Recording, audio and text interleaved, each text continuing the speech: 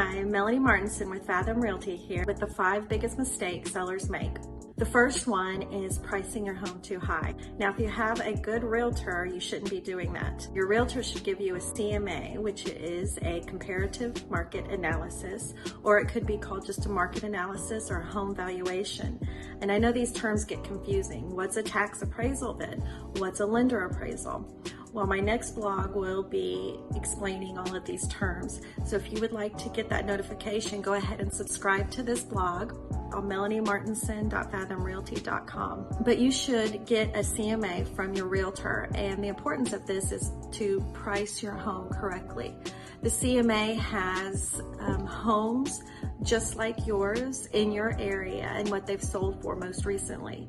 And that will give your realtor and you a good idea of how to price your home so you're not pricing it out of market. This takes us into the second biggest mistake that sellers make, which is trying to sell their home on their own. Now, I'm not just saying that because I'm a realtor. Dave Ramsey with Ramsey's Solutions, where I get a lot of my information, says it's not a good idea to sell your home on your own. In fact, only 8% of all the homes sold in the United States is sold by owner. The reasons is you're not getting your home listed on the MLS service, which is where even Zillow and Trulia get their information. The other thing is you don't have access to sold prices. Zillow and Trulia do not have access to sold prices as well. The prices that they have are a roundabout number. So like I said before, in order to price your home correctly, you need recent sold prices of homes most like yours. This takes us into number 3, which is not expecting the costs that go into home selling. A good realtor will have an estimate of what those costs are when you go into closing. That could be title costs, insurance costs, seller concessions. Your realtor should explain that to you. Agent commission pricing, they should explain that to you as well. There could be repairs that need to be done post-inspection. So a realtor will have all that information for you and give you a good estimate so you go into closing knowing how much money you need to bring to the table. The 4th biggest mistake that sellers make is not staging their home to sell. In my opinion, all homes should be staged in order to get as much money as possible.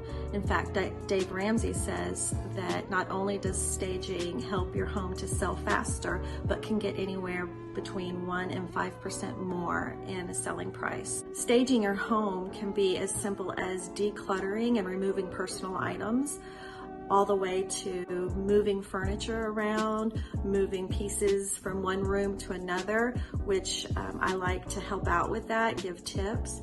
And then it always depends on your home's price.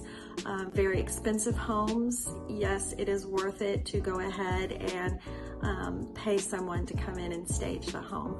But always stage your home so you can get as much money as possible. The final mistake I have for you is not firing a bad agent. Paying them thousands of dollars, you need to make sure they're worth it.